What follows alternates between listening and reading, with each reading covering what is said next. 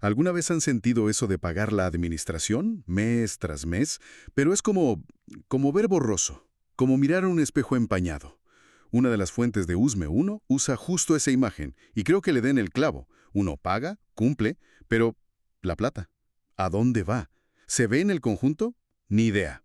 Es una frustración, una impotencia que se siente mucho en propiedad horizontal, ¿no? Totalmente. Es algo súper común, lamentablemente. Bueno, pues hoy vamos a meternos de lleno en un caso que refleja esto perfectamente. El conjunto residencial USME 1 aquí en Bogotá. Allá un grupo de propietarios dijo, hasta aquí. Se está organizando, están, digamos, desempolvando la ley, tratando de entender sus derechos para exigir lo justo por lo que pagan. Y es un proceso bien interesante de analizar. Exacto. Para eso, nos vamos a basar en varias cosas. Primero, la Ley 675 de 2001, que es como la Biblia de la propiedad horizontal en Colombia. También tenemos unos análisis financieros que se hicieron dentro del conjunto USME 1 y varias comunicaciones de los mismos propietarios donde detallan qué piden y cómo piensan lograrlo. Documentos clave para entender la situación real. Nuestra idea hoy es desenredar un poco ese marco legal y la situación específica de USME 1. Queremos explicar, de forma sencilla, qué herramientas hay y qué pasos está dando esta comunidad para que los escuchen. Así que bueno, vamos a desglosar esto. Perfecto. Primero, el contexto. Hablemos de USME 1. No es un conjunto pequeño, ojo.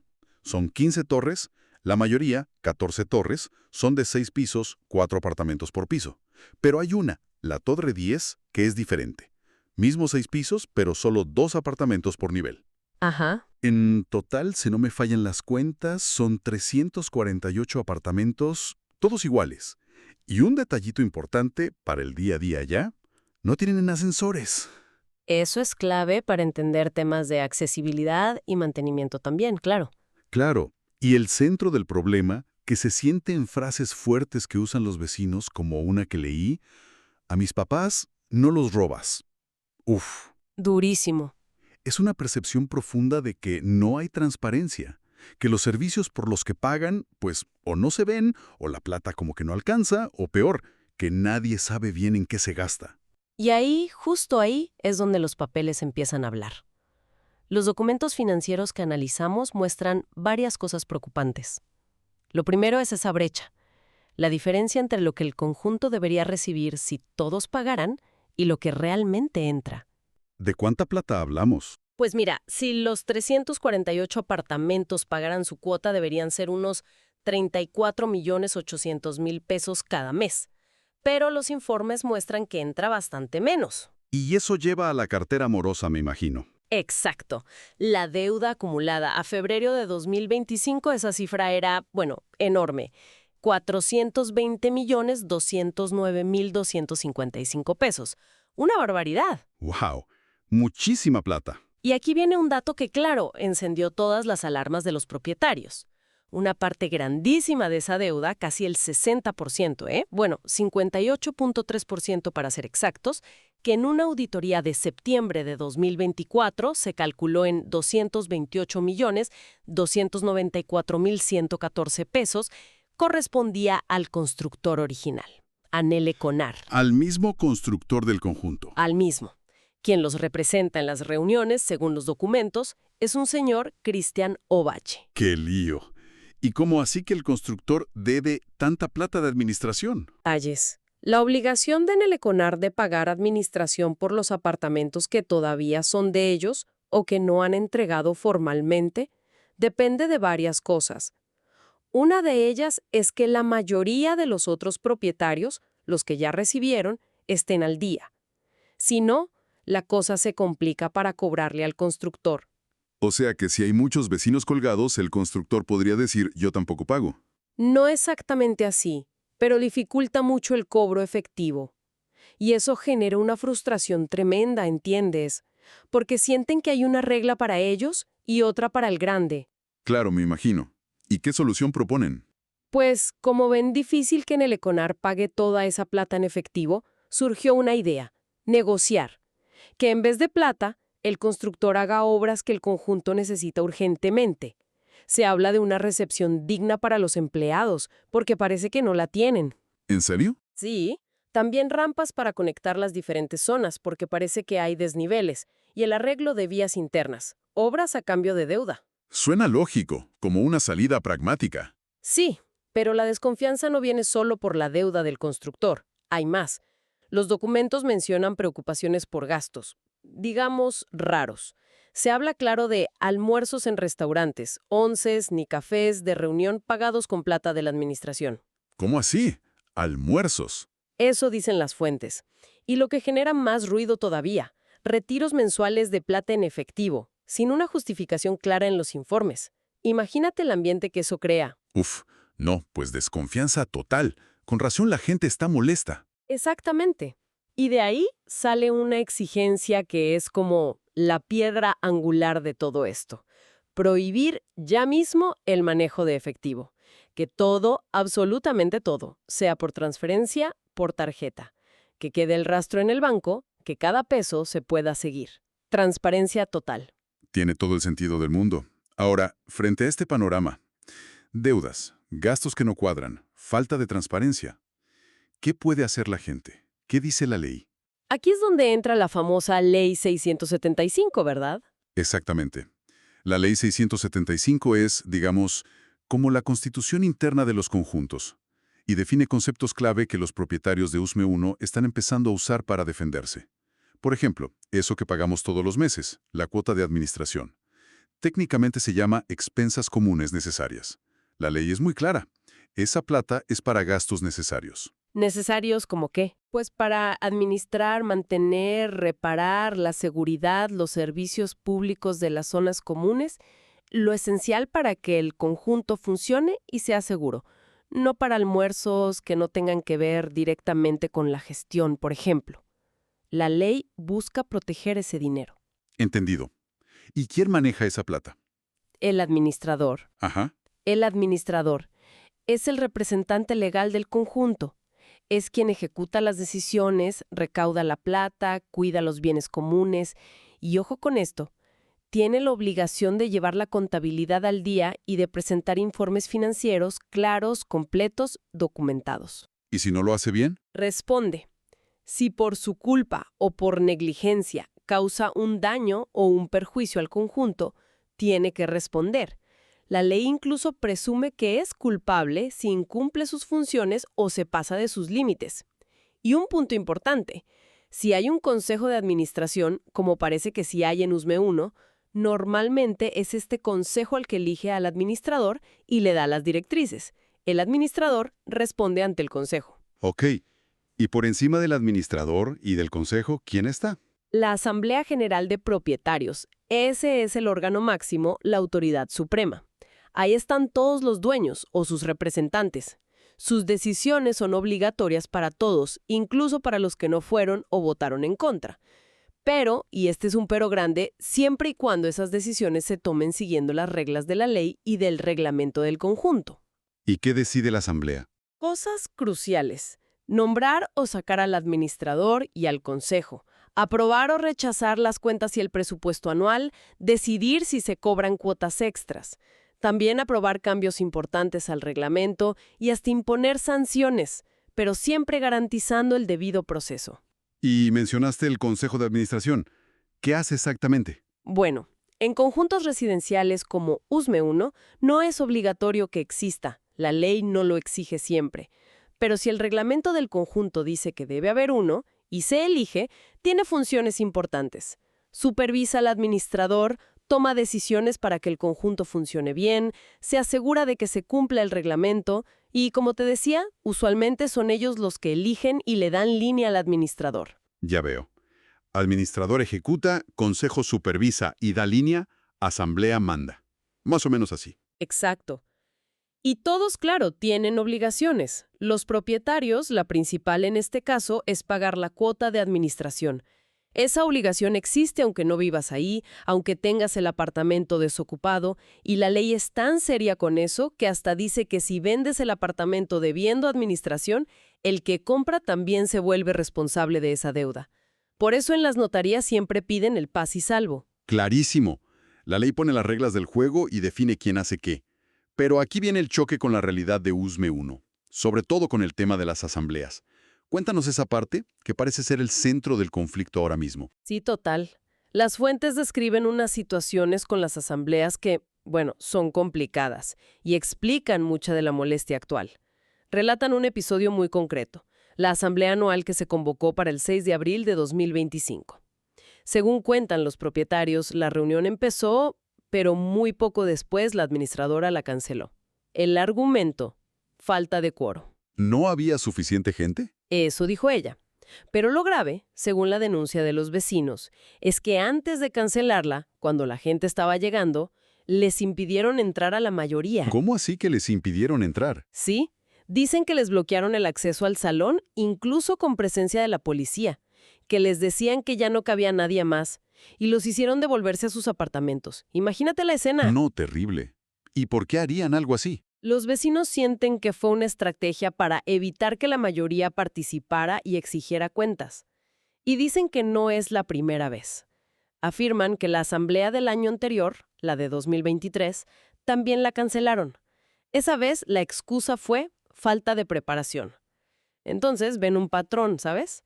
Un patrón para evitar la asamblea real. Entiendo la frustración. ¿Y qué pasó después de esa asamblea cancelada del 6 de abril? Pues que 3 días después, el 9 de abril de 2025, se realizó otra reunión. Esta vez como segunda convocatoria de esa misma asamblea anual de 2024 que no se pudo hacer. Y aquí viene lo que tiene indignados a muchos. Las fuentes dicen que, aunque había varios propietarios presentes, las decisiones más importantes, como aprobar el presupuesto y ratificar a miembros del consejo a los que les estaban pidiendo la renuncia, mencionan específicamente a Pu Meneses y a J.R. Obando, esas decisiones se tomaron con el voto de apenas 23 personas. Un momento. ¿Cómo así? ¿Me estás diciendo que 23 personas decidieron por 348 apartamentos? ¿Eso es legal? ¿Se puede? Ahí está el meollo del asunto. Y aquí es donde conocer la letra pequeña de la Ley 675 es crucial. Sí es posible, pero con condiciones muy específicas. La ley tiene un artículo, el 41, que habla de las reuniones de segunda convocatoria. Dice que si la primera reunión, la del 6 de abril en este caso, no se puede hacer porque no llega al quórum mínimo, que es más de la mitad de los dueños según sus porcentajes, se debe citar a una segunda reunión, normalmente 3 días hábiles después. Y lo clave: esa segunda reunión sí puede realizarse y tomar decisiones válidas con cualquier número plural de propietarios que asista, así sean 5, 10 o 23. O sea que sí se podía con 23. Pero, y es un pero gigante, como un asterisco enorme. El mismo artículo dice que para que esa segunda reunión sea válida, la convocatoria inicial, la que se hizo para el 6 de abril, tenía que advertir expresamente eso. Tenía que decir clarito: si no hay quórum el 6 de abril, la segunda convocatoria será el 9 de abril a tal hora, y en esa se decidirá con los que estén. Si esa advertencia no se hizo de forma clara y previa en la primera citación, Entonces la reunión del 9 de abril y sus decisiones podrían no ser válidas. exactamente, podrían ser impugnables legalmente, porque no se cumplió un requisito fundamental para la segunda convocatoria. ¡Qué enredo! Y además está la denuncia de que no los dejaron entrar a la primera. Claro, eso le añade más leña al fuego, porque si además de no advertir correctamente, impides activamente que la gente llegue a la primera reunión para que no haya quórum, bueno, eso complica mucho la legitimidad de todo el proceso. Y hay otro detalle. Ciertas decisiones muy, muy importantes, como cambiarle el uso a una zona común, imponer cuotas extras altísimas o reformar el reglamento del conjunto, necesitan una mayoría calificada. La ley dice que para eso se necesita el voto favorable del 70% de todos los coeficientes del conjunto. Y aclara que esas decisiones tan bravas, en principio, no se pueden tomar en reuniones de segunda convocatoria, a menos que de chiripa, en esa segunda reunión, se logre ese 70% del total, lo cual es muy difícil. Y aprobar un presupuesto o ratificar consejeros necesita esa mayoría del 70%. Aprobar el presupuesto usualmente no. Basta con la mayoría simple de los asistentes en una reunión válida. La ratificación de consejeros depende más de lo que diga el reglamento específico de USME, pero el punto central es la validez misma de esa reunión del 9 de abril. Y si los propietarios sienten que todo esto violó la ley o su propio reglamento, tienen una herramienta, la impugnación. Pueden demandar esas decisiones ante un juez para que las anule. ¿Y tienen tiempo para eso? Sí, pero no es infinito. Tienen 2 meses contados desde que les comunican o publican el acta de esa asamblea. Tienen que moverse rápido si quieren usar esa vía legal. Entendido. O sea, la validez de todo lo que decidieron esas 23 personas pende de un hilo legal muy delgado, si la convocatoria inicial fue correcta o no. Y con la denuncia de obstrucción, tiene sentido que los vecinos sientan que algo huele mal. Totalmente. Se sienten burlados. Y como se sienten así, pues, no se quedaron de brazos cruzados. Las comunicaciones que tenemos lo dicen clarito. No más silencio, no más gastos ocultos, USME 1 se levanta. Tienen una lista de exigencias súper concreta. Sí, no es solo queja, es un pliego de peticiones muy detallado. Son 11 puntos con plazos específicos que empezaron a contar desde una protesta que hicieron el 17 de octubre de 2025. Podemos agruparlos, ¿no? Dale a ver. Primero, todo lo que tiene que ver con transparencia financiera. Piden ya que el Consejo le ordene a la administradora entregar los extractos bancarios desde febrero de 2024. Ya. Exigen contratar un contador público independiente antes de que acabe octubre. Quieren que ese contador revise todo desde abril de 2023 y presente cuentas claras antes de fin de noviembre. Y lo que ya dijimos, prohibir los pagos en efectivo, de inmediato. Suena razonable. ¿Qué más? Segundo, ponerle la lupa al constructor Anel Econar. Piden que la administradora le cobre esa deuda millonaria antes de fin de año y que Anel Econar pague, ya sea con plata o haciendo las obras que necesitan. La recepción, las rampas, también antes del 31 de diciembre. Ponerle fecha límite. Exigencias directas al bolsillo y a las obras. Exacto. Y tercero, mejoras en la gestión y en el conjunto. Piden que el contador nuevo publique las finanzas cada mes con un video explicativo, qué buena idea, pocos días después de cerrar el mes, que la administradora rinda cuentas anuales en abril, como debe ser, y van más allá. Le exigen a Anel Econar diseñar y construir un espacio de conexión entre zonas con un parque infantil y un plan completo de infraestructura incluyente, pensando en accesibilidad para personas con discapacidad, para ejecutar antes de abril de 2026. Es una visión a futuro también. Definitivamente es una lista muy completa y ambiciosa. Se nota que le echaron cabeza. Y me imagino que también pensaron, ¿qué pasa si no nos paran bolas? Porque parece que esa es la sensación que tienen, ¿no? De que los ignoran. ¿Cuál es el plan B? Tienen una estrategia clara por si las demandas no son atendidas. Lo primero es lo que llaman individualizar responsabilidades. Planean decir públicamente, con nombre y apellido, quiénes son los miembros del consejo o la administradora que ellos creen que están bloqueando todo. Mencionan directamente a la administradora Ruth Marlen González Forero y a los consejeros P. Meneses y Jaime Obando Gutiérrez. Señalar directamente a los responsables. Sí, y si ven que no hay avances, el siguiente paso es exigir renuncias. Dicen que hasta tienen preparados borradores de cartas de renuncia para ellos. La presión es fuerte y directa. ¡Wow! Cartas de renuncia listas. Eso dicen las comunicaciones. El tercer punto es la presión sobre Anel Econar. Si no pagan la deuda, van a exigirles que cedan formalmente los derechos sobre los apartamentos que aún les pertenecen. Mencionan que tienen lista una carta de cesión para la representante legal de Anel Econar, Ivette Yurani Moreno Rubio.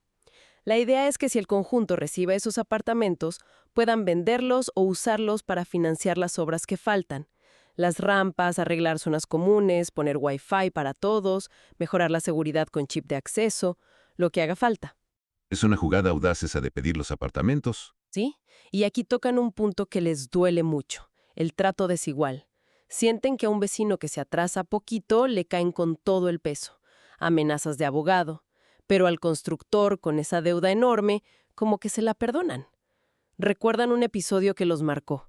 Dicen que justo cuando se supo lo de la deuda millonaria de Anel Econar, ellos salieron rápido con una facturita pequeña por unos gastos de seguridad que habían pagado, como para decir, miren, nosotros también ponemos.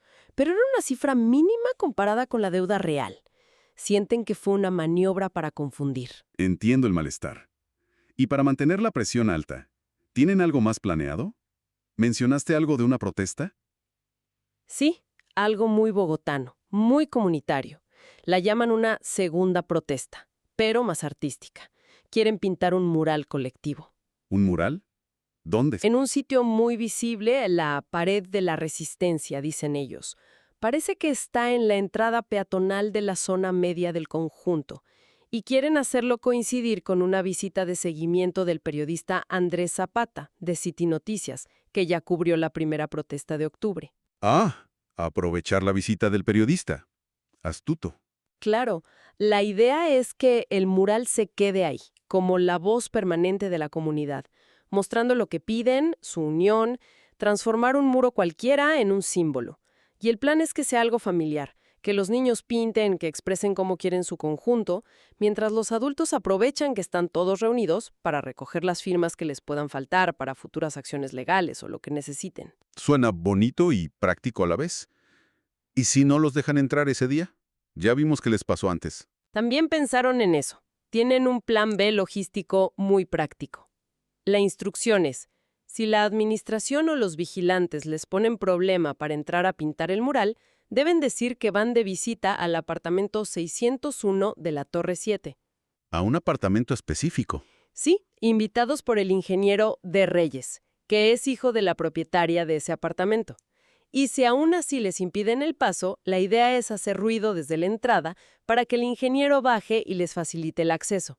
Recordando que usar las áreas comunes es un derecho de los propietarios y sus visitas autorizadas. Tienen respuesta para todo. Definitivamente están organizados. Y el último punto de la estrategia es un llamado a la acción interna. Les recuerdan a los demás vecinos cómo funciona el poder ahí adentro. La administradora, dicen ellos, sigue las órdenes del consejo. Y vuelven a señalar a P. Meneses y J.R. Obando como las figuras clave en ese consejo. Así que parte del plan es que los mismos vecinos contacten directamente a estos consejeros y les exijan que den las instrucciones necesarias para que se cumplan las demandas de la comunidad. Presión por todos lados. Entonces, si resumimos, lo que estamos viendo en USME 1 es como el viaje completo, ¿no?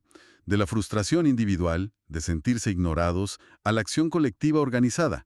Están usando la información que consiguieron, están estudiando la ley y están usando esas herramientas para exigir transparencia, para que les rindan cuentas, para que se cumplan las obligaciones, tanto de la administración como del constructor. Es un caso muy vivo de cómo conocer tus derechos y unirte con otros puede empezar a mover las cosas. Exactamente. Y lo fascinante es ver esa transformación, ¿no? Pasar de la impotencia de sentir que no puedes hacer nada a construir un poder colectivo basado en datos, en información concreta y en entender las reglas del juego. La Ley 675 da el marco. Las herramientas están ahí sobre el papel, pero llevarlas a la práctica, hacerlas valer, eso requiere organización, requiere persistencia y sobre todo requiere tener claros los hechos, como esas cifras financieras, esa auditoría, y los procedimientos, como esas reglas de las asambleas, lo de la segunda convocatoria. Totalmente de acuerdo. Y esto, inevitablemente, nos deja pensando en algo más amplio, que seguro pasa en muchos otros conjuntos residenciales. ¿Cómo qué? Pues, ¿qué tan seguido esas herramientas y esos mecanismos de protección que las leyes como la 675 ofrecen son realmente usados por la gente, por los residentes, para defender sus derechos? ¿Qué barreras existen, a veces en el mismo sistema, a veces por falta de información, a veces por prácticas administrativas que no son transparentes, que impiden que las comunidades logren esa rendición de cuentas a la que tienen derecho? Y quizás la pregunta más interesante: ¿qué hace que una comunidad como la de USME 1 logre organizarse, echarle cabeza y dar esta pelea, mientras que otras, que quizás tienen problemas muy parecidos, no lo logran? ¿Cuáles son esos factores clave para el éxito? Ahí queda la reflexión para todos.